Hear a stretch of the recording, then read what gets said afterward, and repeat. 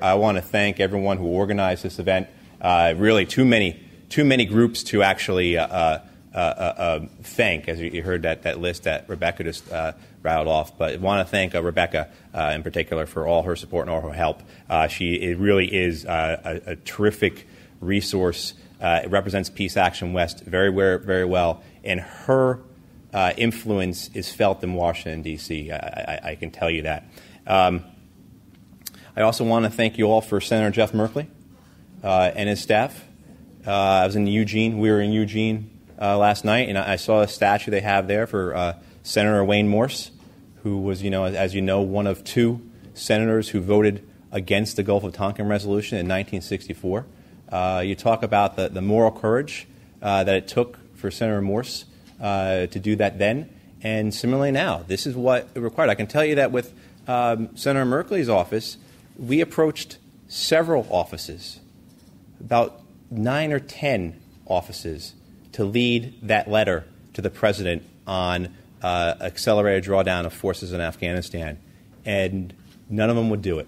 And Senator Merkley's office was the office that stepped up to lead that effort, and he is the leader of the anti-war coalition in the Senate, just as Representative Jim McGovern and Representative Walter Jones are in the House. So I want to thank you all for Senator Merkley and also his staff. He's got a great staff.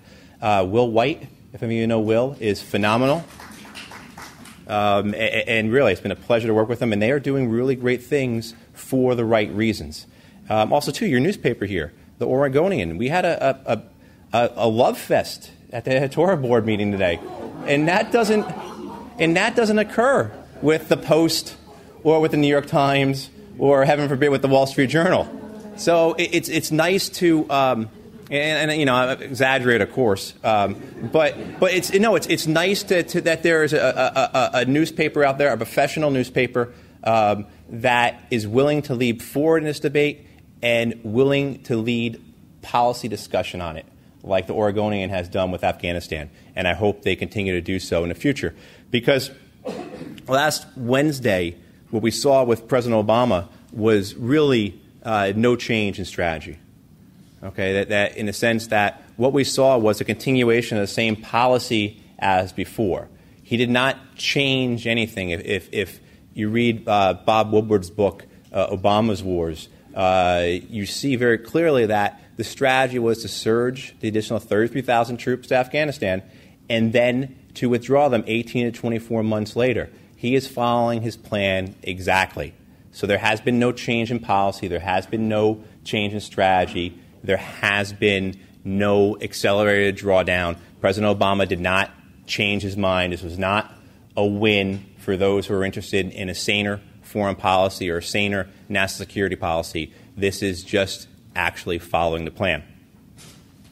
So what we see, though, and what we see particularly in Washington, are we see those, some folks who previously over the last 18 to 24 months had been against the policy in Afghanistan, had been in favor of de-escalation. And now you see those, again, particularly in Washington, who are saying that the president is drawing down, there is no longer any need to challenge him or oppose the war in Afghanistan. And it's very, very dangerous, because I'll tell you what will happen. Best case, this time next year, we've got 70,000 troops stuck in the same war they're stuck in right now, and which was the same war it was a year ago, same war it was 2 years ago, et cetera. So what we need is people not to lose focus of that fact, not to lose sight of a war that is really a stalemate, a war that does not provide benefits to the American public, and a war that certainly does not provide benefits to the Afghan or the Pakistani public. So, and I understand, and I know that I'm preaching to the choir in here, and I appreciate everything you all have done, but it's very important that we all be as focused and as determined in changing the policy in Afghanistan, getting a faster drawdown of American and foreign forces, and getting a negotiated political settlement that brings about stability, not just in Afghanistan, but across the broader region, because the current policy is not going to deliver it.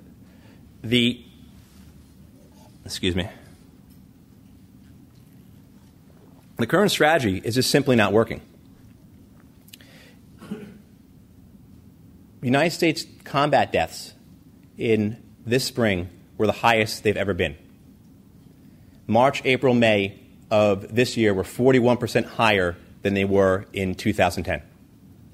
Similarly, insurgent attacks were up over 50% in the winter of 2011 compared to the winter of 2010. Anyone know how many times a day our troops either find or get attacked by an IED in Afghanistan? Someone take a guess. 50. Okay? And that's data that, this is all data that comes from the Department of Defense. This is not data that Matt Ho makes up at night, This is our data. No, 50 times a day. Okay? What I just told you, does that seem like an insurgency that has lost momentum? Does that seem like an insurgency whose financial, logistics, and operational chains have been broken or weakened? It seems like the inverse. And then, of course, on the other side, with regard to civilian casualties in the war, May was the deadliest month ever in the war for Afghans. And this year is on pace to be the deadliest year of the war for Afghans of any year. So there has not been any progress made on that side either. Similarly, we don't see any real progress in negotiations. There's a good piece today in the Financial Times from Ahmed Rashid about negotiations. But you see, it's just the beginning of a process, if it even exists. It's just the beginning of a process. And we're farther away from negotiations, I believe, now than we were at any time in this war. I believe that for several reasons. One, I believe it's been the United States policy not to negotiate, that we were going to win, that we were going to drive the insurgency to the negotiations table. Secretary Gates, negotiations are defeatist. Said that in 2009, 2010 again. Secretary Clinton, how can he negotiate with Mullah Omar? He's got the blood of 9/11 on his hands. General Petraeus, we have to clear Kandahar because that's where the 9/11 attacks came from. Making it, in that one conversation he had, seem as if those airliners took off from Kandahar International Airport. And we're farther away from negotiated settlement than we've ever been. I saw that in my own experiences, directly and indirectly there as a State Department representative. I was there for a limited time, only 5 months, but I could tell you that we did not have a policy to negotiate. There was no interest in the United States government in ending the conflict, only winning the conflict. You also see it, too. Sherrod Copper-Coles, who was Britain's ambassador for 3 years in Afghanistan, from 2008 to 2010. There's a very good L.A. Times interview from about a week and a half ago now, where he says in his 3 years there, the biggest obstruction to negotiations in Afghanistan, the U.S. government. So now what we have, though, is we have a policy where we escalated the war, refused to negotiate, and now we're stuck. And this has no impact or bearing or effect on al-Qaeda. Al-Qaeda's not there. We've known for many years now that there are less than between 50 and 100 members of al-Qaeda. And when we say al-Qaeda, we tend to mean anyone who's not Afghan. But that's honestly what it is. You also see we had a briefing from the White House right before the President's address last week where they said they have not seen an al-Qaeda threat from Afghanistan in 7 to 8 years. Okay, so we have a policy that's not working. More people are being killed on both sides of the conflict. We have no negotiations, or at best starting a process for it. And it doesn't matter. It's not affecting al-Qaeda. It's not making the United States safer, and it's not making that part of the world more stable. If anything, it's counterproductive. It's made the place less stable. So that's why when I come here, I ask you to keep focused on this and don't lose sight of it. You have to treat this as a campaign as any other issue, okay, whether it be for clean water, whether it be for campaign finance reform, whether it be for getting new textbooks at your elementary schools. We have to keep fighting this. And that means letters to the editor. That means calling your television station and making sure this type of stuff is discussed on the local television programming. That means supporting your candidates. Although your delegation in Oregon is terrific. But other delegations around the country can use some encouragement. Okay, that means writing your congressman, calling them, visiting them, stopping in. You can just walk right in. It's amazing. You can bring your dog, actually, into your congressman's office. You can. I've seen it done plenty of times. So it's those kinds of things you have to do. You treat this like a campaign like anything else, okay? And I said this last night, said it again, Rebecca and the other folks who organized this did not put me up to this, but you have to also give money, okay? We will go nowhere with this, particularly against an establishment that receives $1 trillion in funding every year. When you put together the Defense Department budget, add in Homeland Security, add in the nuclear weapons programs at Department of Energy, add in the State Department budget, USAID, Veterans Affairs, and then throw in the debt on all the prior military-related funding, you're looking at about $1 trillion a year. So if you want to go up against policies that receive $1 trillion in funding, we have to do something ourselves, okay? And you have to help your members of Congress here. You have to help your state legislature. You have to help other members of Congress throughout the country. You have to help peace groups like Rebecca. You have to help folks like Dr. Wahab in the research and the work he does, because this won't happen unless we actually can put together a real campaign. And then going forward, what we have to do as well, because, my God, the President of the United States just said that we're not in hostilities with Libya. Where does he get the cojones to say that that is not hostilities? Bombing a foreign country is not hostilities. If we actually want to plan, if we actually want a policy change, we have to look to the future and we have to develop an alternative national security platform. Right now, is there any difference between Democratic and Republican foreign policy advisors? No, there's not. We have to develop that, okay? And it's not just a short-term process. We're not just going to get our troops out of Afghanistan and find a resolution of the conflict before 2014, which I don't think will happen anyway if we continue with this policy. I think if we continue with this policy, what you're going to see is just us stuck there in 2014 in the same stalemate we're stuck in right now, because that policy is predicating on militarily defeating an insurgency that's more political in nature than anything else. But if we want to change things, then we have to develop a platform. Otherwise, we'll be in a similar predicament, maybe with Pakistan, maybe with Iran. Why is it that every time we talk about China, it has to be the next Soviet Union? Okay, why can't it be just a really big economic competitor to us? Why do we have to use the same model for our foreign policy and our national security that we did with the Soviet Union? Why are we using the same type of foreign policy perspective towards al-Qaeda and its affiliates, a couple thousand men and women in a worldwide Muslim population of 1.6 billion? Why are we using the same policy we used against an industrialized nation like the Soviet Union with a couple 100 million people with multiple client states? That makes no sense. But there's no other alternatives out there. Okay, so I thank you all for coming. I appreciate everything you all have done to support the efforts in Washington, to support our troops over in Afghanistan, and I encourage you to keep doing so. Thank you very much.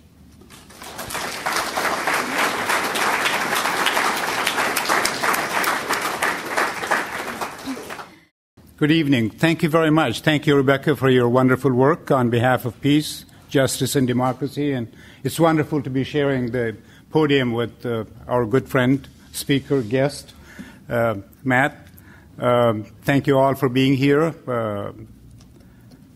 It's very strange to be talking about this issue because here I am caught between two countries. My adopted country, the most powerful, the richest country in the world, waging war on my country of origin, the poorest, least developed country in the world, a country that really had nothing to do with 9/11 or has no intention of hurting the United States in any way. So it's rather uncomfortable. As pointed out, I just returned. I'm still recovering from all kinds of lags, and if I sound a little mad and angry, I hope you will understand.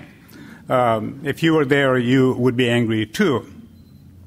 I want to make a few quick points, and then we will develop these points in our discussion. First, I think it was absolutely wrong for the United States to attack and invade Afghanistan, because Afghanistan as such had nothing to do with 9/11. A study was done about 6 months ago or so by an organization called the International Council on Security and Development, and they had huge pictures of the towers collapsing, and they showed these pictures to men in Helmand and Kandahar, to countless men, asking them if they recognized the pictures, and the people had no idea what the pictures were about, which is to say that most Afghans still don't see the connection between them being occupied and what happened, the tragedy and the crime that happened on 9/11.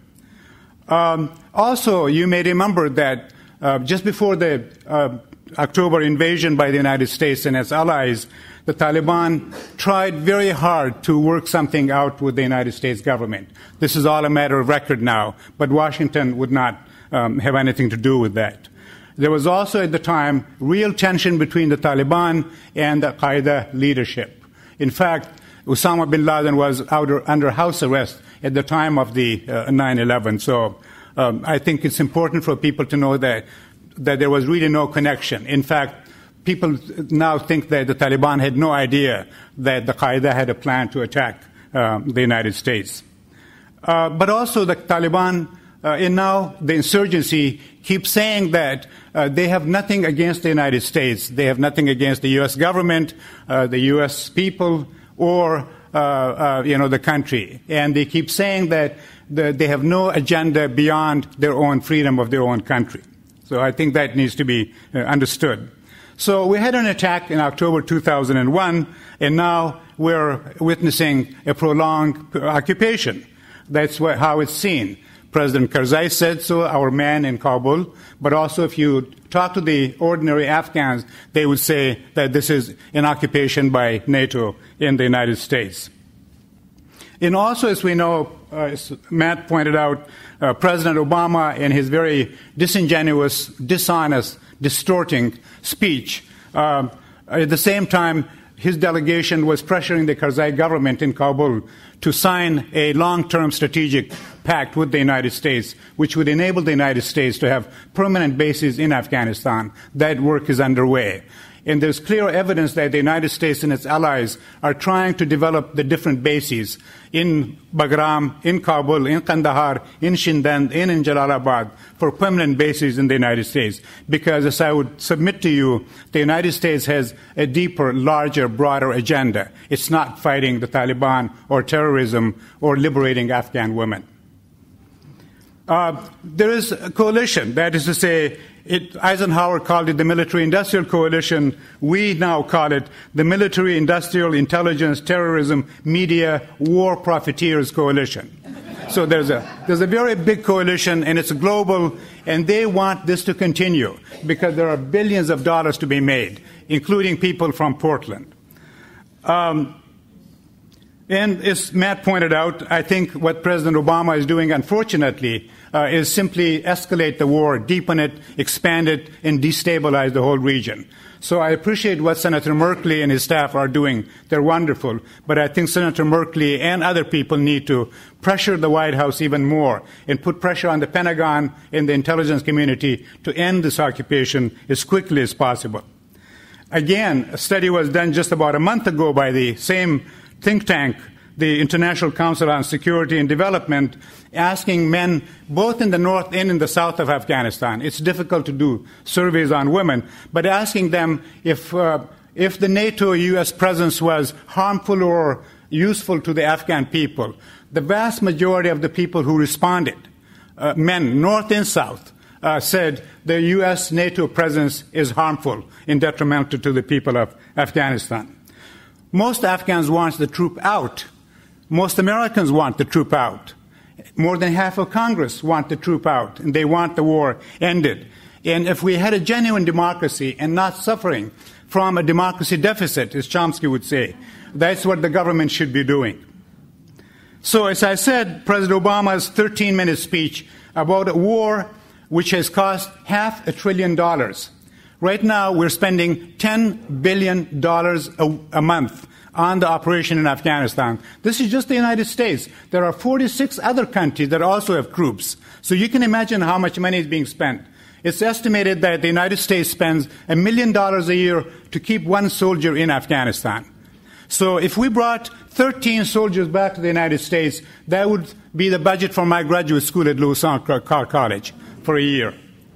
And $10 billion a month is essentially what Oregon spends on all of its education system. It's 2/3 of our state budget. So that gives you an idea. So President Obama talking about a war that has gone on for 10 years with countless casualties on both sides, people maimed, people killed, more than 40,000 Afghans perhaps killed, and we will never know the indirect cost of the war. And he talks about, seeing the light, end of the tunnel, mission accomplished, and so forth. I thought it was an insult to the American intelligence. And people should remember that come election next year. So we have this war turned into an occupation. The occupation has been a catastrophe. I have been going back every year for the last 10 years. I speak both of the languages. I lived in a house with no plumbing whatsoever. I didn't live in one of the foreign ghettos. Now I live in one of the guest houses. So I talk to people. I could go places. I talk to people. I hear conversations. I listen to people, and I hear things. And this is what you see if you were to go to Afghanistan now. There has been very little development taking place, economic development taking place. The economic development that is taking place is what is called maldevelopment, and it's also what is called dependent development. We can develop these ideas later on if you want to. The country has been thoroughly corrupted. Its political system, its culture, its institutions, its army, its police, its intelligence, its branches of the government, it has been thoroughly corrupted, I think, beyond repair. And this corruption is because of the occupation. The country has been gangsterized, where there are no values, there are no norms. Anything goes. People disappear in the middle of the day. People get abducted. You get your property taken. You get your house occupied. You get your sister or your wife of your son kidnapped, and then asking you for ransom, or they just disappear. It's just incredible to see the criminalization and the gangsterization of this society that I don't remember as a child when I was living there. The Afghan women have not been liberated. It is true that maybe 2 or 3% of the women in the cities have been, quote, liberated, which is to say they can go to school, to universities, they can go to work, they can go shopping. But perhaps 95, 96% of the women in Afghanistan still live the same way when they did under the Taliban, still live the same way when they did in the Middle Ages. There has been no change in the status of women. In fact, maybe a week ago, some of you listened to this or heard this. A UN report issued said Afghanistan was the worst and the most dangerous country for women in the world. UNICEF says it's the worst place for children in the world. And this is 10 years after the United States and $500 billion and maybe 40,000 plus Afghans killed. So conditions are not. And we have put in place essentially a mafiocracy, a kleptocracy. The government that the United States put together, the Constitution that the United States put together and was imposed on the Afghans, has no credibility. It has no legitimacy. And you get a sense like there is no government.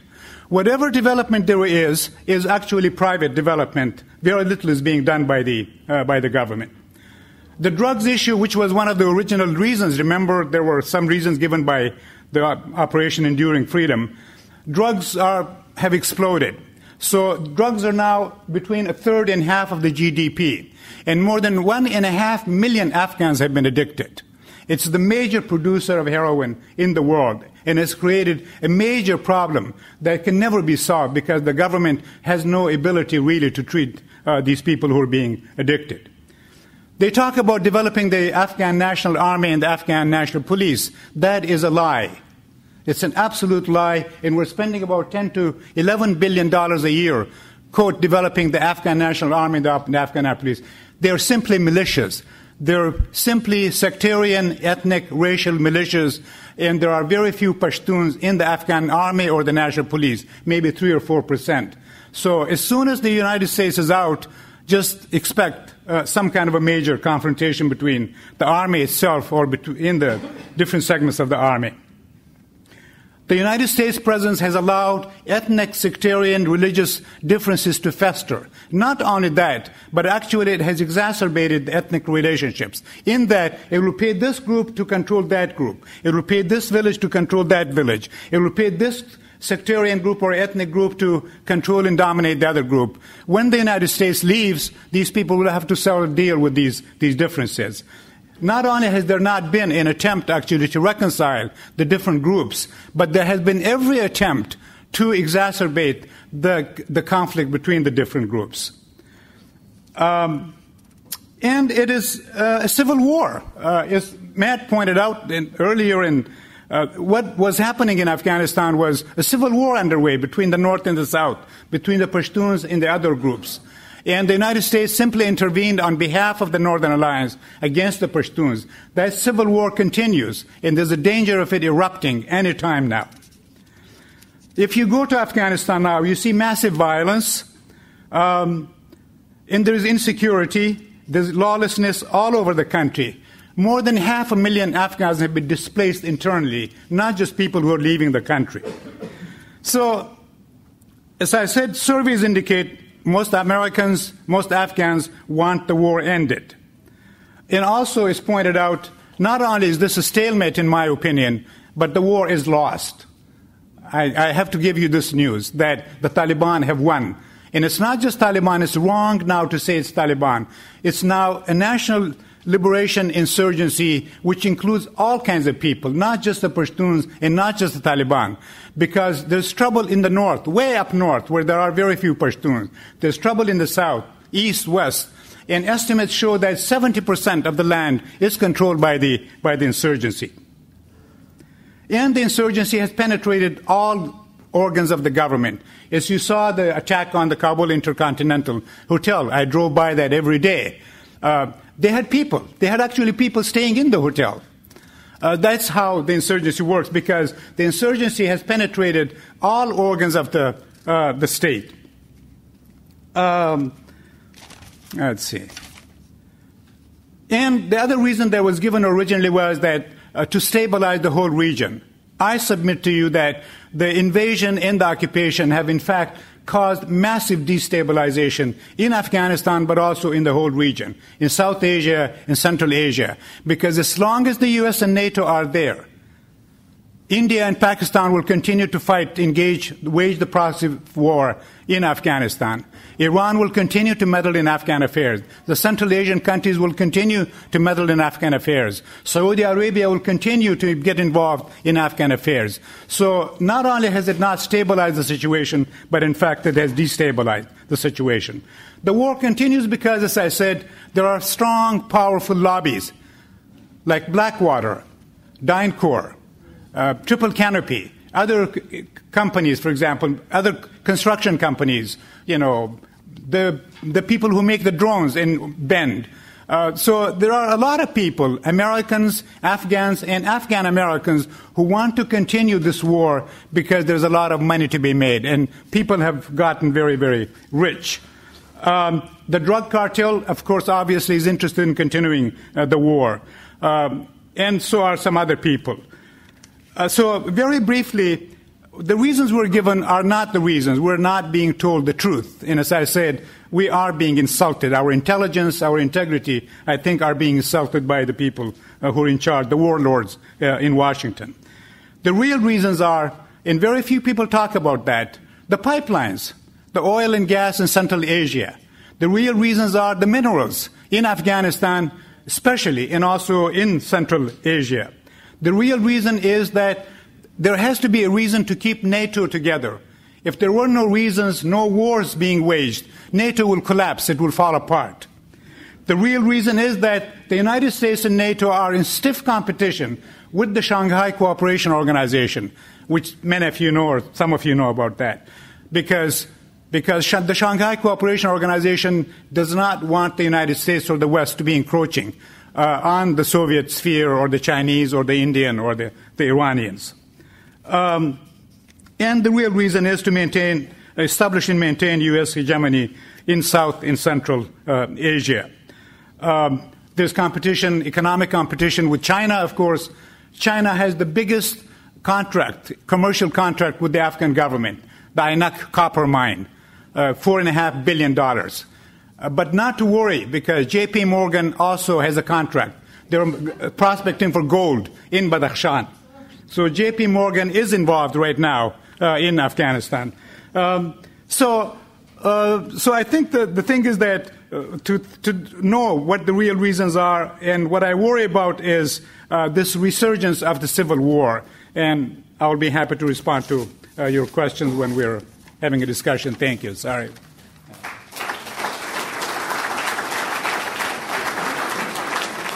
You've been listening to a presentation by Matthew Ho and ZAHER Wahab. The title of the presentation is How Do We End the War in Afghanistan? In a moment, we'll return to the question and answer session from the presentation. Matthew Ho, the first speaker, is the director of the Afghanistan Study Group, an association of foreign policy professionals, former U.S. government officials, scholars, and activists concerned with current U.S. policy in Afghanistan and Pakistan. Matthew Ho served with the U.S. Marine Corps in Iraq and on U.S. Embassy staff in Iraq and Afghanistan. In the fall of 2009, he resigned his post in the U.S. Foreign Service in protest over the U.S. war. The second speaker in this presentation, ZAHER Wahab, is a professor of education in the Lewis and Clark Graduate School of Education and Counseling. ZAHER Wahab was born and educated in Afghanistan. He was the first person in his family to attend the village school, and he received scholarships to attend college in Lebanon and the United States. He received his bachelor's degree in sociology from the American University in Beirut, and his master's in comparative education from Teachers College, Columbia University, as well as a master's in anthropology and a doctorate in international development education from Stanford University. ZAHER Wahab spends 4 months of each year in Afghanistan, teaching, working as an advisor in the Ministry of Education, and conducting research in the areas of education reconstruction under conditions of war, development, and underdevelopment. Matthew Ho and ZAHER Wahab spoke at the First Unitarian Church in downtown Portland on June 29, 2011. Their speaking tour was sponsored by Peace Action West, along with a number of local peace and social justice organizations. To find out more about the work of Peace Action West, please visit their website at peaceactionwest.org. And now we return to the question and answer session from the presentation. The first member of the audience with a question asked about other allies in Congress on this issue. The speakers had mentioned the role of Senator Jeff Merkley of Oregon, but are there other members in the House or Senate who are acting honorably and thoughtfully when it comes to the U.S. war in Afghanistan? And from the other standpoint, who are the hawks in Congress who are opposing early withdrawal and a more rational approach to the war? And what should we be doing as citizens? What is the best strategy for ending this war? Sure. Whenever I go into a member's office, I always ask, when was the last time or how often do you hear from your constituents about Afghanistan? And they say hardly ever. A lot of offices track what their constituents are calling about, and in many offices, Afghanistan does not make their tracking sheet. So for your delegation here, they're spot on it. They need reinforcement, though. They need some attaboys. Otherwise, now we have Peace Action, other groups like that have affiliates all throughout the country that aren't so lucky. So support to them. But in terms of egregious offenders, John McCain and Lindsey Graham and Joe Lieberman come to mind. Within the House, Buck McKeon, certainly, who is chairman of the House Armed Services Committee, is, to say hawkish is an understatement. But there are. But the main thing to do is provide reinforcement support to your members and to get others to call and to make this an issue. Before the President made his announcement last week, I was a little despondent because it seemed as if the president was going to make an announcement of troop withdrawal over 18 months. And that would then put the next decision point for the war at January 2013, punting the war from the campaign. He didn't. He made it a 14 or a 15-month process, which puts the 33,000 troops out of Afghanistan by September 2012, right after the Democratic and Republican conventions and 2 months before the elections. At that point, people are going to be asking, what's next? 2 months before the elections. Additionally, he announced there'll be a summit on the war in May in Chicago. So we actually have two decision points we can influence this coming year in the presidential election. So I urge everyone to keep that in mind and yeah, just keep the pressure up, call people. Rebecca and her folks are a great resource. I'm fairly new to this. I was a military and a government guy. I don't know much about advocacy, but I'm learning that, I'm learning a lot, and you actually have to do things to get something done. Just to add very quickly, a study done by Pew Research Center, last year the mainstream media devoted only 2% of the space and time to the Afghanistan issue. I think, in my view, what is needed is sort of to build a broad-based movement for peace, for justice, for democracy. Afghanistan is not the only war. We're waging 5 wars right now. We're waging war in Pakistan, in Afghanistan, in Iraq, in Yemen, in Somalia. And we're also waging war in Libya. What are we doing in Libya? I mean, people need to think about what is it about the United States, about our way of life, our culture, our mindset, that we can't do without war. We always have to have an enemy. So it was, it was communism, and now it's so-called terrorism, and now it's Muslim fundamentalism or extremism. The issue is not, and you can be sure that Afghanistan it's not the first war or invasion. It will not be the last one. So we need to think in broader terms. What is it about this country, this culture, this economy that require a permanent war policy and economy? And just one point, just to outside of government, why it's important to support NGOs and various other organizations is because on the other side, you have groups lobbying for the war. Yeah. When you speak to a member's office and you say, who comes in to brief you on the war, they'll tell you about, 6 or 7 times out of 10, it's an outside group, not the Pentagon.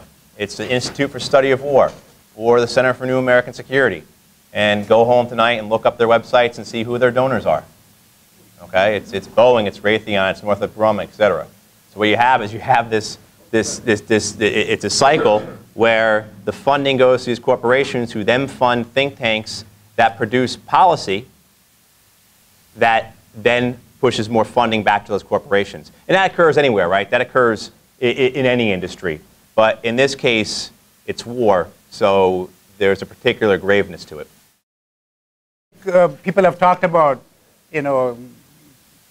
about building a sort of a broad-based civil disobedience movement. That's what people need to do. I don't know if the Oregonian or the senator's office or this or that. I mean, they have some influence. But again, these are larger issues, and they seem to be perennial. We have always been at war. I mean, we just don't seem to be able to relate to other people like a normal country. This is always behaving like an empire. And people would say, it's the old imperialism, colonialism, dressed differently. So I think people need to think about, think about the country, think about the world, and think about how they should be relating, and think about how we're tearing countries apart. You have no idea the damage done to Afghanistan. Even if the troops left tomorrow, it will probably take a century to re-normalize Afghanistan. That's how much damage has been done to its culture, its institutions, its values, its landscape, its irrigation canals, its orchards, everything you can name. What is it about this country? The one thing we have to realize, though, is that the American public's not affected by the war. There's no draft, there's no tax. People don't feel this war. So while we get great public opinion numbers against the war, in terms of priorities, it's not people's priorities. People don't act on it. And so when I spoke earlier about the need to have a platform, to have a long-term plan to provide alternatives to the current foreign policy and national security we have, That has to be included in it. How do we make sure the American public are actually sharing in the war? There's no national service. There's no tax on this. One of the things that we spoke about briefly when we first got here is there's some younger folks in the audience tonight. Last night in Eugene, we had one at the university town. But, you know, and this got brought up, and how come the students aren't more involved? And when we were students, we were, you know, burning down the administration building and everything else. And, you know, but you think about it, what's the only thing that has, I guess the one example is we were blocking traffic. What's the one time in the last 10, 15, 20 years you've seen American students block traffic for? This member of the audience pointed out that people in the United States have been feeling the impact of war spending in terms of lack of funds for health care, lack of funds for rebuilding and maintaining the country's infrastructure, like bridges, roads, and mass transit. Yeah, it's true. I mean, a lot of in terms of priorities, absolutely, our priorities are off. But what I was getting to is that the thing that has made students block traffic has been tuition raises, tuition increases. That's the only thing they've protested against in the last. When I was in college in the early '90s, you kidding me? I didn't care about anything, you know, because it didn't affect me. You know, so how do you make this affect people? And if you want to make sure we don't have another 10 lost years like we've suffered this last 10 years, then we need to change things in how our society actually interacts and contributes and actually is engaged with foreign policy and national security. The next member of the audience said that he has family serving in the military in Afghanistan, and that they're involved in training members of the Afghanistan military to take over when the U.S. and NATO troops leave. This member of the audience asked about the view, widespread among members of the U.S. military, that the U.S. is doing good in Afghanistan, and that the role of the U.S. military throughout the world is a positive role. I really tend to think among my peers and former peers that it's only the guys who haven't gone and those whose careers are dependent upon it who think that way anymore. Most of my peers and former peers, they're professional soldiers, and they serve this country, and they do so with no hesitation and no questions asked, and they don't see their roles as policymakers. They see the people, you know, and their elected officials as policymakers, so they don't question. But I can honestly tell you that the majority of people I know in Afghanistan do not see the value in the war there. But they don't see it as their role to speak out. They're professionals. And that's what you get with a professional army. Okay, that's one of the things, another conversation. Do we want to have a professional army? With that, you get guys who are going to serve because it's their chosen path in life. And I think that's the case. I really do think the only ones who think there's any glory in it anymore are those who've never seen combat. I just had this email to me the other day from a guy who was just up at West Point, and every cadet at West Point wants to make sure this war does not end before they get into it. And I felt the same way when I was a second lieutenant. I was a first lieutenant and everything else. I mean, and then the other side of it, it's general officers or folks whose careers or somehow it's a personal legacy. They're personally vested in it. But I think most of them, and I get a lot of emails and letters. I have several friends who write me constantly about this. They do it because it's their profession. A lot of them do it. I know if I was still in the Marines, I would not have resigned because I have Marines who depend upon me. You know, and so you want to get them through it. But no, it is difficult, but it's not their decision, it's ours. And they'll do anything we ask of them. And that's why we should only ask them to do what's absolutely necessary. So, but it's difficult. I'd like to add that I don't think we have a professional volunteer army. I think we have a mercenary army in this country. And when you are on the airplane, Safi Airline from Kabul to Dubai, and then United or Delta Dubai to, say, Atlanta, you see the kind of people who are in the army. Most of them are minorities. I saw this on this trip coming back. I see them every year. They're minority or people who look like they're from little towns. They don't look like people who go to Lewis and Clark College. Mm-hmm. So I would say, you know, and we're in a recession. We're verging on a depression. There's no work here. They can't go to college. What are they supposed to do? So they join the army and kill innocent people in the middle of the night. So I think that's one reason that we have a mercenary army. It's a class war at the global level, you know. This lower class here are killing Afghan peasants who also happen to be lower class. So that's one thing. But also, our way of life is militarized. Our whole culture, our sports, our values, our toys, everything else is militarized, you know. And furthermore, I think, we as educators have failed. Families have failed to socialize their children differently. Educators have failed not to allow, through the National No Child Left Behind, not to give any students addresses and so forth to the military so that they can be inducted and seduced into the army. So a lot of things will have to be done, but it's understandable because that's the way the culture, the society, the economy, the class structure, and the race relations function in America, and we export those to other places. The next member of the audience had two questions. He referred back to the comment that it will take perhaps 100 years for Afghanistan to recover from the war, and asked what Americans can do to speed this recovery, to bring it down to perhaps 10 years. The second question was about Obama's motivations for continuing the war. How do the speakers explain why Obama is pursuing this policy and strategy in Afghanistan?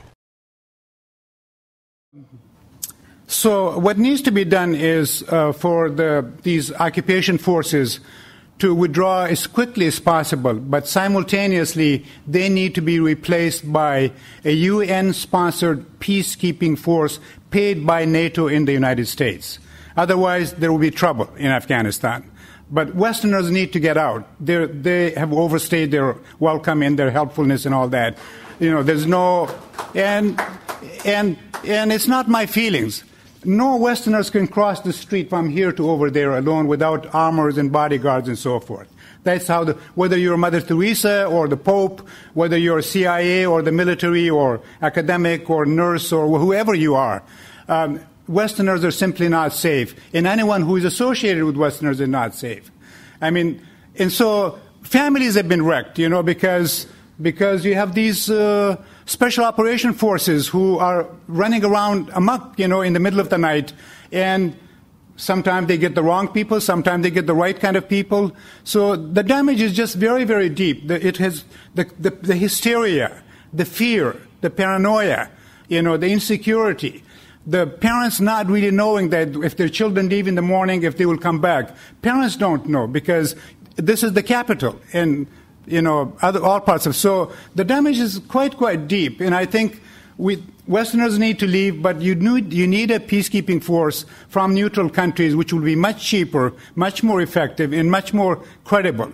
At the same time, the West, which has wrecked the country, its economy, its culture, its institutions, its values, its family structure, and everything else, the West and the Soviet Union, the Russians, are morally responsible to rebuild this country, and they have to make a 20, 30-year commitment to establish a trust fund that is managed not by the UN and not by Blackwater or the USAID, but some other organization, and recruit the best and brightest people from all over the world to build capacity, build the country, build its institutions, build the army, build the state structure, and then leave them alone.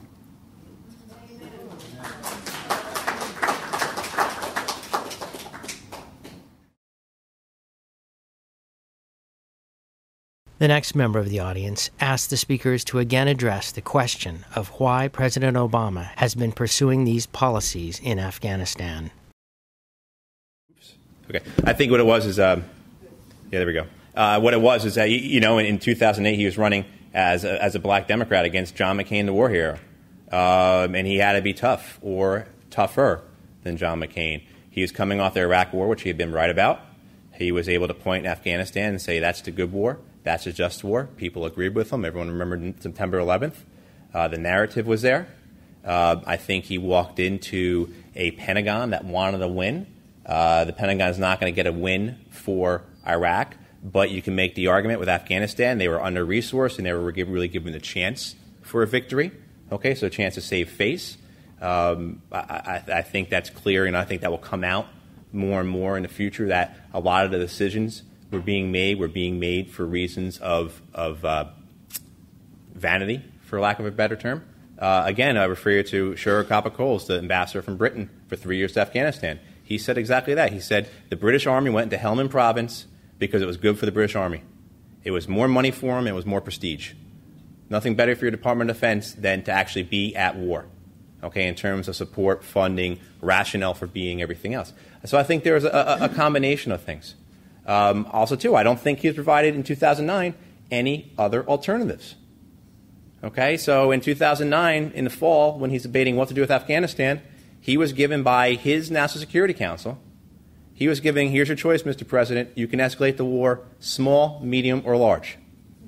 Okay, and they came in there and they have briefing binders and they had PowerPoints and maps, and they could tell him, Mr. President, if you choose to do this, we'll put 5-2 Stryker over here, we'll put the 2nd Marine Expeditionary Force over here. In this valley, we'll put $50 million worth of irrigation projects. Okay, you can't then go in there and say, but you know what, here's an alternative, and it looks like this. The president can't execute that. So I think there's a number of things that got him into this position. But a lot of it comes back to the politics of it, to the idea that if he withdraws forces and there is a terrorist attack on the United States, how will he be depicted? How will he be demonized? Remember, on December 1st, 2009, he sent 30,000 more troops to Afghanistan. That was on top of over 30,000 more he had already sent. 25 days later, a young man from Nigeria lights his underwear on fire on an airliner over Detroit, and his opposition goes nuts that he is not fit to be commander-in-chief because he can't handle the terrorist threat. Can you imagine what they would have done if he hadn't sent 60,000 more American soldiers and Marines to Afghanistan over the previous 12 months? So a lot of this, I think, just comes back to the political angle, just the domestic politics of it all. So. The next member of the audience asked Professor Wahab about the role of Pakistan in this conflict, and specifically why the U.S. is opposed to Pashtuns being involved in the government of Afghanistan.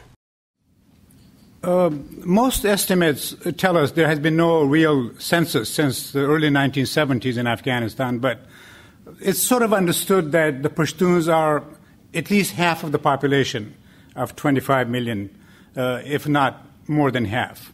And the Pashtuns have essentially run the country since 1748.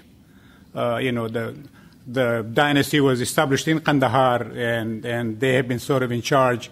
And there are all kinds of Pashtuns. There are Pashtuns who don't speak Pashto, but ethnically they're Pashtuns. So they continue, and now what was happening, during 2001, there was a war going on between the Pashtuns who populate most of the south. If you bisect the country, although there are Pashtuns all over, Afghanistan is very mixed. There are no pure regions so much. It's all mixed up.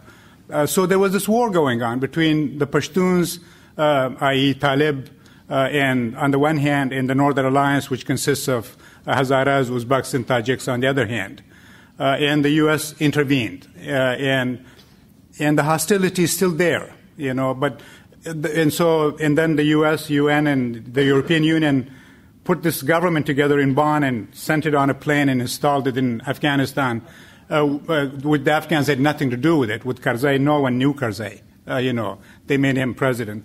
So the Northern Alliance people sort of took control of the government. They took the important ministries, the vice presidencies, the intelligence, the army, and the police, and all that. And also they took the nicest property in Kabul that they could think of. And this has really created a lot of tension. So, and also, some of you know, I think you know, Matt, that there are more Pashtuns in Pakistan on the other side of the Durand line than in Afghanistan. And people have always, the Afghan side, the Afghan governments historically have agitated for creating a Pashtunistan. That is, say, a country of maybe 50+ million Pashtuns on both sides of the Durand line. This will be very threatening to Pakistan, to Punjabis and Sindhis. There's a lot of tension in Pakistan itself. Pakistan could really very easily disintegrate to Baluchis, the Sindhis, Punjabis, and the Pashtuns. They changed the northwest frontier province to Pashtunkhwa because of the pressure and agitation. So no one wants that to happen. And the United States, for some reason, is committed to Pakistan no matter what the Pakistanis do and have done. They're ISI, they're civilian, they're military, and Osama and all that. But the Afghans had nothing to do with that. I mean, if the United States is concerned about Pakistan's nuclear weapons, it should go and occupy, Pakistan. What is it doing in Afghanistan? to have a base there. So I think it's the fear. And somehow both, I think, the Pakistanis and the Central Asians, Iran wouldn't want a Pashtun-dominated Afghanistan. It's because of that there's this hesitancy. But also I have to tell you something else. The Pashtuns, you just don't cross them. Stay away from the Pashtuns. I think the United States people understand that if you harm the Pashtuns, they will get you at some point, 100 years later or 200 years later or 50 years later, which is not, I'm not exaggerating or not being silly, but, the war is lost. And the interesting question is, why is it that, the Pashtuns, why do the people feed the Taliban? They house them, they feed them. Why don't they inform on them? What does that say about the insurgency? So that's all I know.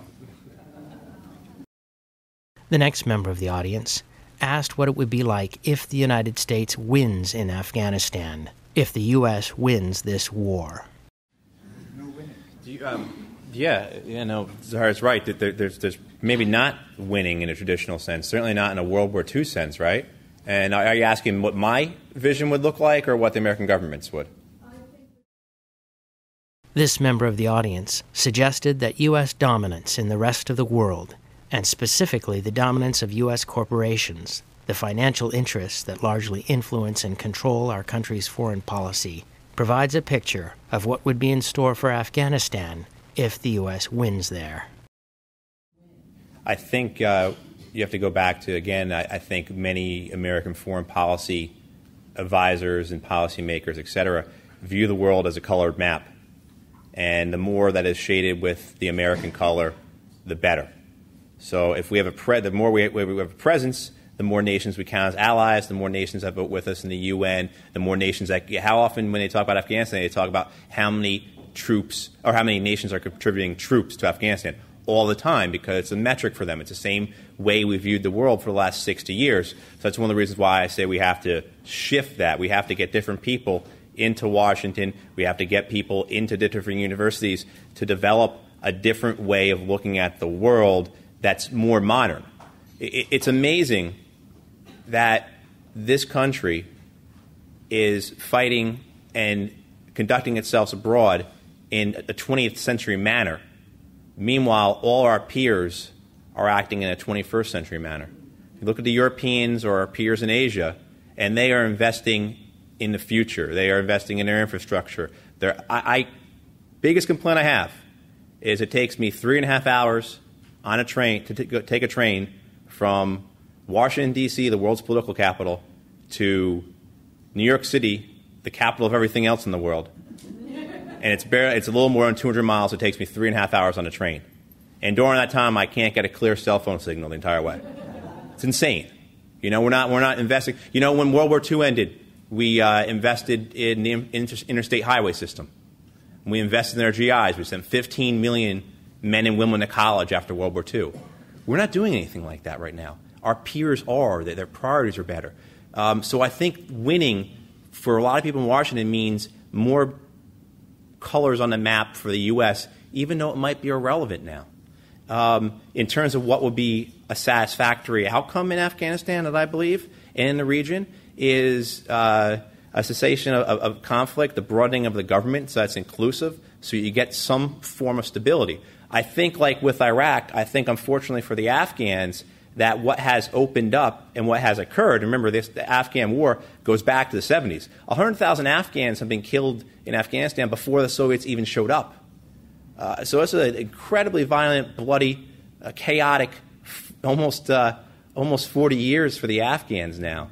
And what they need is stability. Unfortunately, I think, again, like Iraq, you're going to have violence puncturing society for a generation. You're going to have people blowing themselves up for a generation in these countries. But the key would be stability. Getting Afghanistan to the point where it's got a form of government that is inclusive and not exclusive. And the same thing with Pakistan as well, getting Pakistan back to a point where people don't have to choose between supporting a Punjabi-dominated government in Islamabad and the Pakistani Taliban, that there's other choices for them. Same thing too in Afghanistan. What have we given? The choices we've given the Afghan population for years now has been you can either support this corrupt, illegitimate, predatory government in Kabul, composed of your traditional rivals and backed up by foreign forces, or you can support the Taliban. And both are really bad choices. Okay, so how do we find ways to, and ultimately that would be a solution, is finding ways to offer other choices. So. Oh, there are people who believe that. Oh, absolutely. I'll tell you, absolutely believe that. No, I don't believe that. I disagree with ZAHER in this. We are in Afghanistan because in 2001 we were attacked. We lashed out. We invaded that nation. We intervened in the civil war. We put one side in power with the other, and then we put a lot of resources behind that one side to the point that it disenfranchised and marginalized people to support the insurgency. As the insurgency grew in strength, we added more resources and foreign troops, which then put more support behind the insurgency, to the point you got in 2008, 2009, when President Obama is campaigning on this. Comes into office, the right thing for him to do politically is to escalate the war. He can't do anything else. I think we are in the position we are in Afghanistan now because of ideology, domestic politics, and just sheer stupidity, as opposed to anything nefarious. Iraq may be different, okay? But in Afghanistan, I think it's just, again, ideology, hubris, and because really, people believe we were building democracy there. A lot of folks there, Americans, Westerners, whether development or military or diplomatic, think we all have white hats on, and not everyone there sees it that way. So, if I may add, we are told now that there are no Al-Qaeda in Afghanistan. So if that was the reason, there's no reason for staying. And in terms of winning and losing, I don't think you need to worry about the U.S. winning because the U.S. has lost, in fact. That's not the issue. The joke in Afghanistan is the Americans have watches, but we have the time. So they can just wait. And also, reports say, just the most recent report by the International Crisis Group says that Kabul itself is, in a way, almost occupied by the insurgents. The Intercon Hotel is very interesting and it's very symbolic. So the insurgency is all over and it has broad-based support because people really are sick and tired, and this includes other ethnic groups. They're tired of the occupation because, for one thing, you can't move in Kabul. You travel maybe 10 minutes a mile. That's how, because there are the obstacles, checkpoints, and you can't get near the foreign forces because they can shoot you. People are afraid. They're just, I was afraid, to be driving near them. I would tell the driver, just stay away from them. So that's not the issue, The problem is, yes, in a way, people are given these two choices, either Talib or this government, which is a predatory government. It has no legitimacy. But the United States made no attempt all these 10 years to build the liberal center, to educate people, for example. I was sitting right next to Carl Eikenberry, the ambassador, who was bragging about the United States spending $700 million on education in Afghanistan since October 2001 till last year. 700 for education, but that's the amount we spent in 2 or 3 days on the military operation. This year, the AID budget for education was $20 million in a country with 80% illiteracy. So we have made really no attempt to build a center, to educate its people, to build a state. We just left things because the interest really was war for whatever reasons. And I think the reasons you pointed out correctly. The next member of the audience asked how Americans can break the stranglehold that corporations have on our government and on the political process in the United States. Another audience member suggested that it's time that we explained that war is a racket, that wars are the means that a lot of companies use to make enormous amounts of money. Yes. There was an effort launched today through Brown University, the Eisenhower Project, and you can go to the website. It's called costsofwar.org, costs with an S, and it's an effort of 20 principled economists, political scientists, lawyers, etc., that puts together what this war has. The thing that strikes me about this is the information is not hidden. This is all U.S. government information that we use when we speak here. You know, we know that 5 companies get 1/3 of defense spending. We know that. You know, I mean, it's not like the government is hiding this information from us. So what I think has to happen, again, is there's got to be a plan. You know, God bless Danis Kucinich on the left, or God bless Ron Paul on the right, but they're not doing anything except getting themselves on MSNBC or Fox News. We have to have a plan. You have to have a policy. You have to work together. You have to reach out to other constituencies. One thing I've learned, I said earlier, again, new to politics and advocacy and whatever it is I'm doing, that there are a lot of people involved in this who just like hearing themselves and don't actually like accomplishing anything. The number of people who I've met, like example I always like to use, the number of anti-Guantanamo Bay people I've met who offer no recommendations is astounding. And I think it's because if you actually close Guantanamo, these people would have nothing to complain about. So, I mean, we have to, you know, I mean, it's one thing to talk about, you know, overthrowing the government, taking into the streets and everything, but what's actually effective? What actually changes something? What makes a difference? Otherwise, because we don't actually have a real credible alternative, we'll be here 10 years from now saying the same things, having the same debates. And the other thing, too, is I understand the corporate interests. I've seen it. But we also have to realize and recognize that there are people who just like war. There are people whose ideology is based on war. If you look at the members of the Bush administration who planned and carried out the Iraq invasion, that was based on their notion of American supremacy in the world. Okay, the neoconservative movement is an ideologically based movement. Do they have corporate ties? Sure. Do people on the left have corporate ties? Absolutely.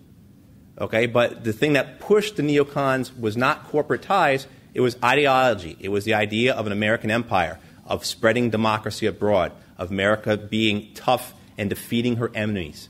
These are people who like this idea of being warrior scholars or warrior diplomats. They want their chance to be Churchill and Roosevelt. Okay? And they're getting it on the backs and on the limbs and the lives of American soldiers. They're getting it on American families being destroyed by 10 years of war. And as this project pointed out today, about in the 10 years of war in Iraq, Afghanistan, and Pakistan, at least about 150,000 civilian deaths. Probably more, because we don't really know.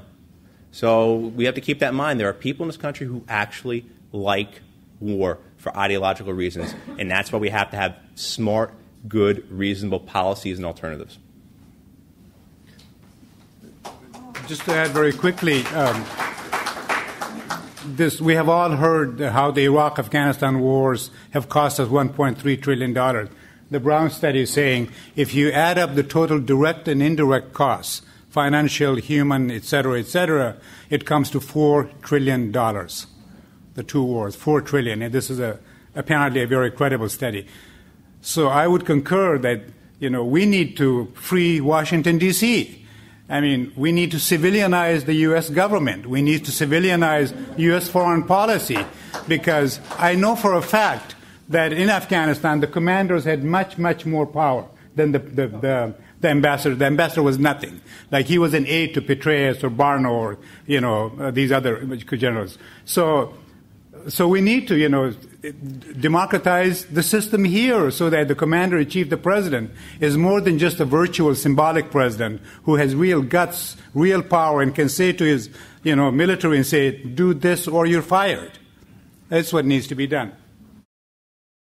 The last member of the audience with a question asked what the speakers believed were the most effective strategies for organizing against the war.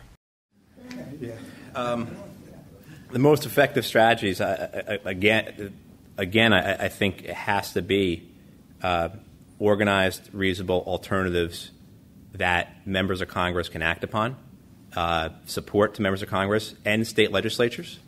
Okay, I mean the fact that the Council on Mayors or the Mayors Conference last week, you know, voted against the wars, first time since Vietnam. That's a huge statement. I mean, and also too this idea that it has to be nonpartisan. I speak in the project I run, and I'm a terrible director because I haven't even talked about it or brought up our website. But we're nonpartisan, so I'll go to Netroots or I'll go to CPAC, and my message doesn't change, and it is well received. So it has to be broad as well. Because, and not just the moral outrage of this, not just the fact that people are getting rich off of it, thousands are suffering worldwide, it's that it doesn't work. We have the weight of a lot of evidence behind us that this does not work. Okay? Take Iraq. They wanted to establish in Iraq a government that was sympathetic to the U.S. that could help spread democracy through the Middle East. What do we have now in Iraq? We've got a government aligned with Tehran and one that did not take part in the Arab Spring. Okay? The Arab Spring took place, completely separate from what we did in Iraq. Look what happened in Afghanistan. No effect on al-Qaeda, and Pakistan is completely destabilized. So we've got the weight of evidence that the policies are counterproductive and don't work behind us as well. So we have the moral behind us as well as the factual behind us. So what we do need to do is come up with a reasonable alternative plan, and I think most Americans would agree with that. The problem is it's an uphill climb. You're up against a lot of money. You're up against entrenched ideologies. Who's seen the film Inside Job? It's a great film about the financial crisis. Do you all know the part, though, when they're talking about how whether a Democrat or Republican, they all come from the same strain? They all come from the same training. They all get their MBAs from Harvard. Same thing on the foreign policy side. Okay, the people in Washington, D.C. who are foreign policy people, whether a Democrat or Republican, come from the same programs. Okay, they're trained the same way. Okay, so it's a long-term thing. It's going to require a lot of resources, i.e. money, and a lot of investors. It's not going to happen overnight.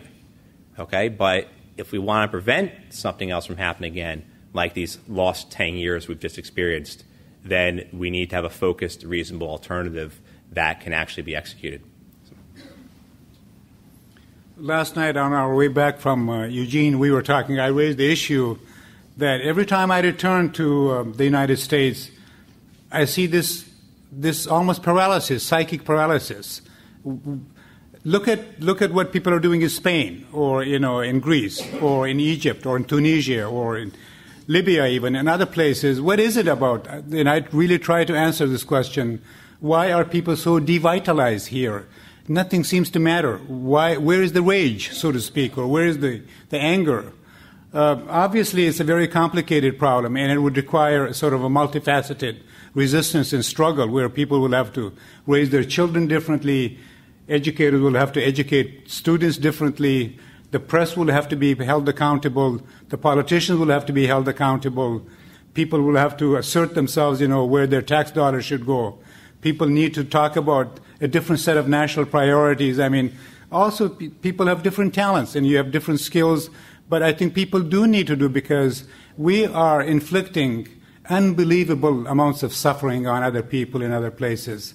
I have been in Egypt, and I've been in Lebanon, and now I know Afghanistan firsthand, and I know Pakistan. We have destroyed Pakistan too. We have done enormous damage. So people will have to find their own strengths and skills and struggle and resist where people can. But it just astonishes me, really, that nothing seems to matter here.